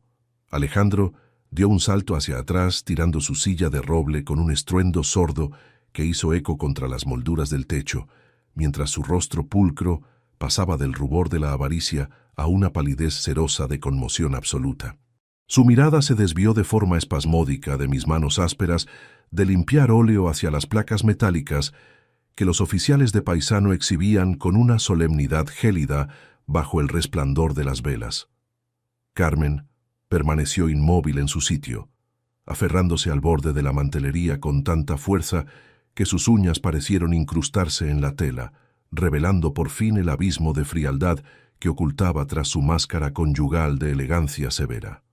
Valeriano, esto no es posible. Tú deberías estar bajo vigilancia médica en el ala de observación de Guadarrama, balbuceó mi esposa en un hilo de voz tenso, desprovisto de su habitual modulación aristocrática, intentando sutilmente deslizar un fajo de documentos notariales bajo su bolso de mano. Avancé despacio hasta detenerme a 1 metro de la cabecera de la mesa, clavando mis ojos en las facciones contraídas de Carmen, con la raiva fría de un viejo restaurador que se dispone a extirpar la podredumbre estructural de una pieza valiosa dañada por el vandalismo moral. Vuestra clínica privada de la Sierra no ha sido capaz de retener mi voluntad civil, Carmen, y los directores que compraste con los euros desatados de mis subastas internacionales terminarán respondiendo ante el juzgado de primera instancia esta misma mañana. Respondí con una calma glacial que cortó el aire confinado del salón como un escalpelo de precisión quirúrgica. He regresado a mi propio hogar para presidir la liquidación definitiva de vuestras mentiras, y traigo conmigo las actas forenses que demuestran la falsedad documental calificada de cada una de las firmas que introdujisteis en los protocolos de la calle Serrano. Esteban Cruz intentó cerrar la tapa de su ordenador portátil con un movimiento reflejo, pero un inspector judicial de delincuencia económica se interpuso con celeridad, plantando su mano sobre el dispositivo electrónico y apartando al asistente técnico de la mesa con un ademán de firme autoridad legal. Mateo Garrido abrió su maletín sobre el aparador barroco, extrayendo los dictámenes periciales en euros de las Islas Caimán y las capturas de pantalla de los metadatos forenses que Daniel había compilado en las últimas 12 horas de vigilancia en el distrito de Retiro. El laudo pericial de la Dirección General de los Registros Públicos certifica que las firmas criptográficas utilizadas para la cesión de los locales comerciales de la calle Almagro pertenecen a una simulación informática trazada desde el terminal de Esteban, anunció el notario con una seriedad burocrática que cayó sobre los Viloes con el peso de una sentencia penal irrevocable. Carmen Villalobos y Alejandro Souto quedan denunciados formalmente por un delito flagrante de estafa agravada, falsificación de documentos mercantiles y conspiración civil para la eliminación de los derechos de usufructo del administrador único de esta sociedad. Alejandro se volvió hacia su madre con los ojos inyectados en sangre, las lágrimas de la desesperación financiera arruinando la estudiada pulcritud de las facciones de su perfil de ejecutivo de trajes caros. Madre, tú me dijiste que todo el proceso administrativo estaba blindado por los informes médicos del doctor de Guadarrama y que los acreedores de París recibirían los millones de euros de la venta esta misma semana. Gritó con una voz quebrada que delataba la quiebra absoluta de su orgullo socrático. Me aseguraste que los fondos de las subastas francesas bastarían para cubrir mis deudas de corretaje internacional sin que el viejo pudiera apelar la orden cautelar ante las autoridades de Madrid. Tu madre nunca tuvo la intención de saldar tus deudas de París, Alejandro, y esta carpeta contiene la prueba indudable de que has sido el peón prescindible de un desfalco doble diseñado a tus espaldas. Sentencié en un susurro afilado, deslizando los informes forenses de Daniel sobre la superficie pulida de la mesa de roble hacia el alcance de las manos temblorosas de mi hijo. Miras las transferencias electrónicas de 250.000 euros emitidas el 1 de abril de 2023 hacia las sociedades rústicas de Esteban Cruz. Tu madre ya había comprado los pasajes de avión hacia Nassau para huir con tu asistente técnico en cuanto los enfermeros privados de la Sierra certificaran mi reclusión permanente en el asilo. Alejandro leyó los folios impresos con una velocidad espasmódica, devorando las líneas de datos de los bancos de las Bahamas y las fotografías de vigilancia forense que mostraban la intimidad física entre Carmen y Esteban en el apartamento de lujo del distrito de Retiro. Su boca se abrió en una mueca de horror absoluto, mientras sus hombros se encogían bajo la chaqueta de sastre de lana italiana, contemplando la magnitud de la traición moral que su propia madre había orquestado, utilizando su desesperación económica como el escudo perfecto para cubrir el desvío del capital familiar. No, esto no puede ser real. Madre, dime que este viejo está mintiendo para ponernos en contra, chilló Alejandro, resbalando de su sitio para caer de rodillas sobre las baldosas de mármol del salón, aferrándose al dobladillo del abrigo oscuro de Carmen con unos dedos que temblaban violentamente por el pánico del hombre despojado de su futuro social. Carmen apartó el brazo de un manotazo limpio y despectivo, mirándolo desde arriba, con una frialdad gélida que me devolvió la imagen de una desconocida absoluta, devorada por la avaricia material de los últimos años de convivencia. Eres un ser débil y manipulable, Alejandro. Jugaste en la bolsa de París con el dinero que no tenías, y pensabas que yo pasaría el resto de mis días cuidando de un marido enterrado entre barnices viejos y un hijo acosado por los acreedores del mercado de arte europeo. Escupió mi esposa con un tono que heló la sangre en las venas de los presentes, desprovista por fin de cualquier máscara de piedad conyugal o afecto maternal. Esteban tiene la inteligencia técnica de la que tú careces y el patrimonio de los Souto nos pertenece por derecho de supervivencia comercial en un mundo que no entiende de tus deudas de honor ni de la testarudez artística de tu padre. Esteban Cruz permaneció mudo bajo la custodia del oficial de Paisano, con el rostro endurecido por la certeza de que su doble vida en Toluca y en Madrid había quedado registrada de forma irreversible en los anales de la Fiscalía Criminal. Los inspectores de la Policía de Investigación Judicial se adelantaron con las esposas metálicas extendidas, produciendo un chasquido mecánico y agudo que absorbió el poco aire que quedaba en el comedor de Salamanca. Los oficiales sujetaron los brazos de Carmen y de mi asistente técnico, cerrando el pasador de acero alrededor de sus muñecas con una finalidad técnica e inapelable que selló el bloque de la confrontación familiar. Quedan ustedes bajo arresto por los delitos de falsedad documental agravada, estafa financiera calificada y tentativa de sujeción médica ilegal mediante informes periciales alterados, dictaminó el inspector jefe de la patrulla de Paisano, leyéndoles los derechos reglamentarios en una voz plana y profesional que resonó entre las molduras del techo con la fuerza de un veredicto definitivo. Tienen derecho a guardar silencio en las dependencias de la calle Serrano, y cualquier declaración será utilizada en su contra ante los tribunales de instrucción ordinaria de la capital. Carmen no opuso resistencia física, dejándose guiar hacia el portalón exterior con la espalda erguida y una altivez militar que no pestañeó ante la destrucción total de su estatus social en el barrio de Salamanca. Esteban Cruz caminó detrás de ella con la cabeza gacha, eludiendo la mirada del perito notarial que firmaba las actas de incautación de sus dispositivos informáticos y de los discos duros de mi atelier doméstico. Alejandro permaneció postrado en el suelo de madera, hundido en un llanto sordo que inundaba de mocos y lágrimas el mantel blanco que yo mismo había pagado con mis décadas de restauración artística de lienzos barrocos del siglo XVIII.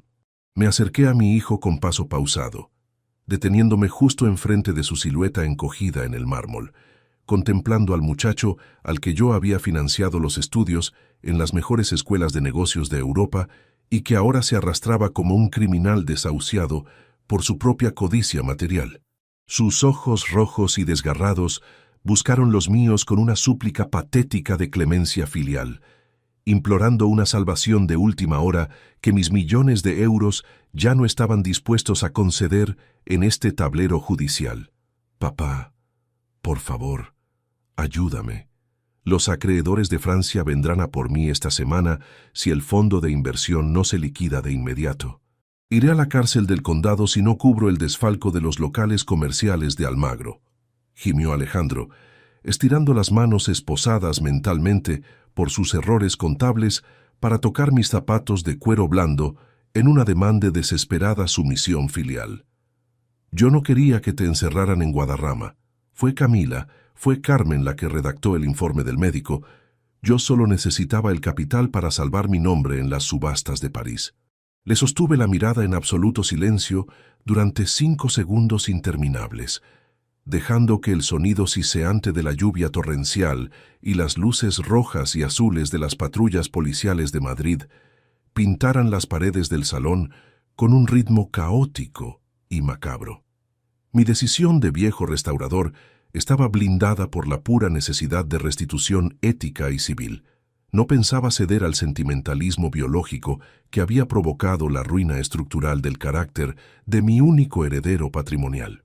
Tú firmaste cada una de las transferencias falsas que vaciaron las cuentas de mi taller de Toledo, Alejandro, y elegiste el prestigio vacío de los despachos de París por encima de la dignidad del apellido de tu padre. Sentencié con una firmeza de hierro que cortó de raíz sus lamentos de orfandad sobrevenida ante el notario Mateo Garrido.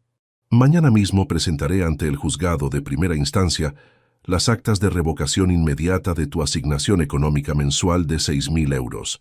Confiscaré el coche importado cuyas letras aún se cargan a mi cuenta de euros y procederé a tu desheredamiento definitivo de la Pinacoteca Souto, mediante un protocolo notarial de causa justificada por ingratitud extrema.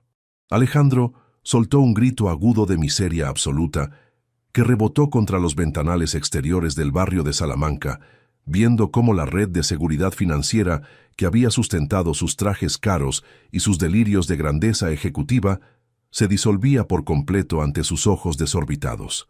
Los oficiales de la policía judicial lo levantaron del suelo a jalones firmes, obligándolo a caminar hacia la salida principal de la residencia con las piernas temblorosas y la cabeza hundida entre los hombros arrugados de su traje de sastre gris de ejecutivo socrático. Lo vi desfilar por el pasillo principal hacia las furgonetas policiales que aguardaban en el vado exterior bajo la llovizna torrencial del amanecer madrileño, cerrando el capítulo de la demolición de los conspiradores domésticos. Me quedé solo en el gran salón de la mansión, rodeado de los escombros materiales de mi antigua existencia conyugal. Las carpetas de piel tiradas, los informes periciales manchados de café frío y las actas de propiedad inmobiliaria que ahora volvían a pertenecer exclusivamente al control de mi mano áspera de limpiar lienzo. Mateo Garrido se acercó al aparador barroco, cerrando con un pasador definitivo su maletín de piel oscura, lanzándome una mirada de profundo respeto pericial ante la entereza civil que yo había demostrado durante el día del juicio familiar. Las deudas de Alejandro con las subastas internacionales de París superan los 800.000 euros de principal, Valeriano, y sus asesores de Francia han introducido un requerimiento civil de embargo que afectará a los bienes muebles que guardas en el almacén secundario de Toledo, desveló el notario, con una seriedad que devolvió la atención al tablero contable de la mañana de abril. Para bloquear ese embargo exterior, necesitamos validar un documento histórico que Alejandro ocultó en el sótano de esta misma casa antes de la llegada de la policía judicial, un acta de cesión de derechos de autor patrimonial firmada por un antiguo maestro del siglo XVIII, cuya titularidad real podría cambiar por completo la valoración fiscal de toda tu colección artística. El vapor denso que ascendía de mi taza de cerámica blanca se disipó lentamente en el aire nítido del amanecer castellano, dejando un aroma a café recién hecho y a tierra mojada que impregnó el porche de piedra de mi nueva residencia en Toledo. Los primeros rayos del sol de julio de 2024 comenzaron a bañar las tejas envejecidas del patio exterior, dibujando líneas doradas sobre los muros mudéjares que yo mismo había consolidado con mis manos ásperas de limpiar óleo. El silencio absoluto de este entorno histórico era el bálsamo que mi existencia civil requería tras el vendaval de falsedades que había demolido mi antiguo hogar en el barrio de Salamanca.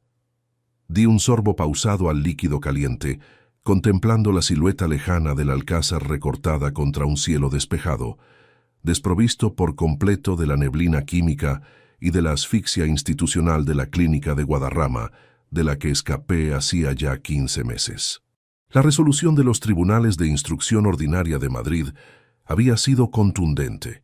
Un dictamen quirúrgico que extirpó de cuajo la infección moral que Carmen y Esteban Cruz habían inoculado en mi patrimonio en euros.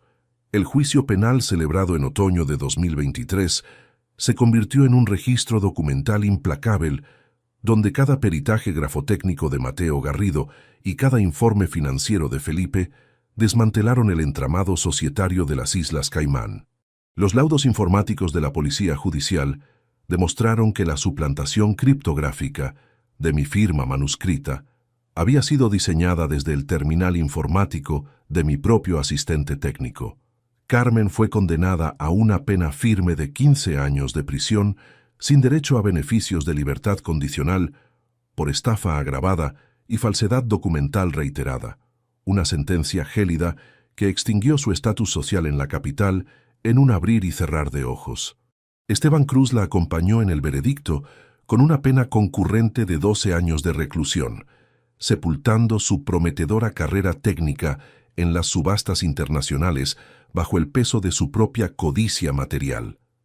Las consecuencias concretas para Alejandro, mi único hijo, se ejecutaron con una firmeza que no dejó margen a la réplica ni al sentimentalismo biológico que tanto daño había causado a la estructura de su carácter. El mismo día de julio de 2023, en que la Policía de Investigación Judicial abandonó el Salón de Salamanca con los conspiradores esposados, firmé ante la presencia de Mateo un protocolo notarial de causa justificada por ingratitud extrema, eliminándolo permanentemente de cualquier derecho futuro sobre la Pinacoteca Souto y revocando mi testamento histórico. Corté de inmediato la asignación económica mensual de 6.000 euros, con la que financiaba sus trajes de sastre de lana italiana. Ordené el decomiso administrativo del coche importado, cuyas letras cargaba a mis cuentas de euros, e inicié el desalojo civil del apartamento de lujo del distrito de Retiro, que él consideraba su feudo ejecutivo. El muchacho que pretendía subestimar mi agudeza profesional, aduciendo una demencia senil ficticia, se encontró de la noche a la mañana despojado de su red de seguridad financiera, obligado a transitar por las calles de Madrid con los bolsillos vacíos y el estigma de sus fraudes contables a cuestas. La última interacción física que mantuve con mi hijo ocurrió hace 3 meses en el patio de visitas del centro penitenciario de la provincia de Madrid. Un espacio de paredes de hormigón gris iluminado por una luz de invierno aplastante que desnudaba la ruina material del antiguo consultor de inversiones. Alejandro se sentó frente a mí, vistiendo el uniforme caqui reglamentario, con las facciones demacradas por la pérdida de 10 kilos de peso, el cabello descuidado y unas ojeras oscuras que delataban las noches en vela lidiando con la presión sorda de los acreedores internacionales de París. Sus manos, desprovistas de los anillos caros que solía exhibir en las cenas de gala del barrio de Salamanca, temblaban visiblemente mientras apoyaba los antebrazos sobre la mesa de metal atornillada al suelo. «Papá, por favor, concédeme una tregua contable.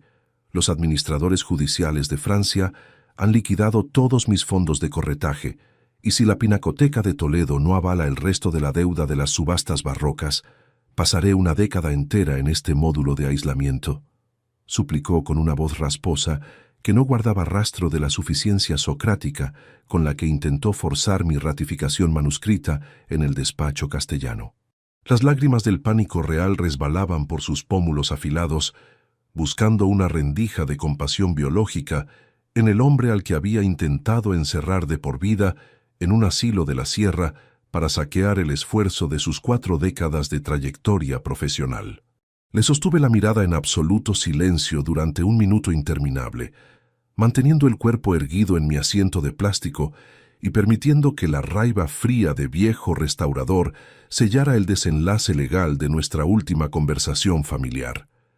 Mis dedos ásperas de limpiar lienzo repasaron los márgenes del requerimiento de desheredamiento definitivo que portaba en mi maletín, la prueba indudable de que el apellido Souto había dejado de ser un activo financiero a su alcance mercantil. El perdón es un proceso íntimo que he decidido conceder a mis propios pensamientos para recuperar la paz de mi espíritu, Alejandro. Pero la restitución civil de tus delitos contables y las deudas de honor que contrajiste con los acreedores de París se pagan entre los muros de esta cárcel. Sentencié con una firmeza que brotó de la pura necesidad de justicia ética, levantándome de la mesa sin concederle una sola hora de prórroga financiera ni permitir que sus dedos esposados tocaran la solapa de mi chaqueta de lana italiana. Me di la vuelta hacia el umbral de salida, ignorando sus lamentos desesperados de clemencia filial, oyendo el eco metálico del cerrojo que se bloqueaba a mis espaldas con un golpe definitivo que zanjó nuestra historia familiar de forma irreversible. Dejé la taza de café sobre el velador de madera de nogal del porche de Toledo y me encaminé hacia el cobertizo de piedra del jardín trasero, donde había instalado mi nuevo atelier de restauración de obras de arte históricas. El aroma familiar a trementina, cera de abejas y barniz mineral inundó mis sentidos al empujar el portón de madera maciza, devolviéndome la nitidez y el orgullo del artesano que ha regresado a la fuente real de su riqueza personal. Sobre el caballete de hierro fundido descansaba un lienzo de grandes dimensiones, dañado por el paso del tiempo, una pieza barroca del siglo XVIII que los anticuarios de la ciudad castellana me habían confiado para su limpieza química y su catalogación legal en euros. Limpié con paciencia el barniz oxidado que oscurecía las facciones del santo pintado en la tela, utilizando mi bisturí con una precisión milimétrica que demostraba ante el mundo que mi mente seguía tan afilada como el día en que obtuve mi primera plaza en el Museo Nacional. Había reconstruido mi vida desde los cimientos graníticos de la honestidad, canalizando las ganancias en euros de las subastas que Mateo había rescatado del desfalco de Esteban Cruz hacia la creación de una fundación benéfica en Toledo. La Fundación Restauradores Souto no era un espacio de vanidad social para las galerías de la alta sociedad madrileña, sino una red de protección técnica y civil para los operarios maduros cuyas espaldas arruinadas por las jornadas de andamio les impedían continuar con el trabajo manual. Financiaba becas para jóvenes artesanos de familias humildes, enseñándoles que el valor de un peso o de un euro reside en el sudor honesto de unas manos llenas de callos, e inyectaba capital para salvar talleres tradicionales al borde de la quiebra financiera por la especulación inmobiliaria. El público de Madrid contemplaba mi labor con un respeto profundo que inundaba los foros de debate y las secciones de cultura de los periódicos de la capital, convirtiendo mi victoria personal en un símbolo de rendición de cuentas e integridad cívica que provocaba el orgullo unánime de los espectadores. A las 11 de la mañana, el crujido leve del parqué del atelier interrumpió la quietud de mi jornada de limpieza artística. Mateo Garrido entró en el taller portando una carpeta de pergamino atada con cintas de seda verde, un documento histórico que no formaba parte de los legajos de la liquidación ordinaria de las sociedades de las Islas Caimán. Se detuvo junto al caballete de hierro, ajustándose las gafas de montura de carey antes de desplegar el manuscrito sobre la mesa de peritaje con una gravedad administrativa que me obligó a dejar el bisturí de restauración a un lado. Valeriano, el juzgado de primera instancia de Madrid, ha cerrado definitivamente el expediente de embargo que los acreedores de París habían interpuesto contra los locales comerciales de la calle Almagro, anunció el notario con una sonrisa sutil que delataba la consecución de un triunfo jurídico definitivo en el tablero de delincuencia económica. Felipe ha transferido los últimos dividendos de la pinacoteca hacia las cuentas de la Fundación de Toledo, blindando la totalidad de tu patrimonio en euros frente a cualquier reclamación civil futura de los abogados de Alejandro. Es una excelente noticia para los operarios del taller, Mateo. Ahora podremos ampliar los talleres de restauración del Ala Mudéjar sin depender de las autorizaciones bancarias de la capital. Respondí con una calma profunda, sintiendo el peso de la paz real asentarse en mi pecho tras 15 meses de litigios constantes contra la farsa médica que Carmen había diseñado. Tomé el documento de pergamino entre mis dedos, observando los trazos firmes de la caligrafía del siglo XVIII, que registraba las actas de propiedad de la colección castellana, comprobando que mi apellido volvía a significar honor y esfuerzo honesto en los anales del arte de España. Mateo asintió con adustez, pero su ademán no era el del perito que se dispone a retirarse para celebrar un cierre contable exitoso en las notarías de la calle Serrano.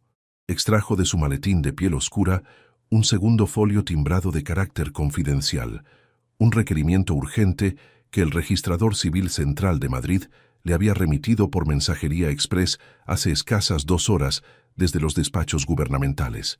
Hay un último dato que el Ministerio Fiscal ha desenterrado tras abrir los discos duros que la Policía Judicial incautó en el apartamento de lujo del distrito de Retiro durante la detención de Esteban Cruz, sentenció el notario de confianza, transformando su tono de felicitación en la seriedad gélida del auditor que ha descubierto una anomalía insalvable en los márgenes de una investigación criminal que dábamos por concluida.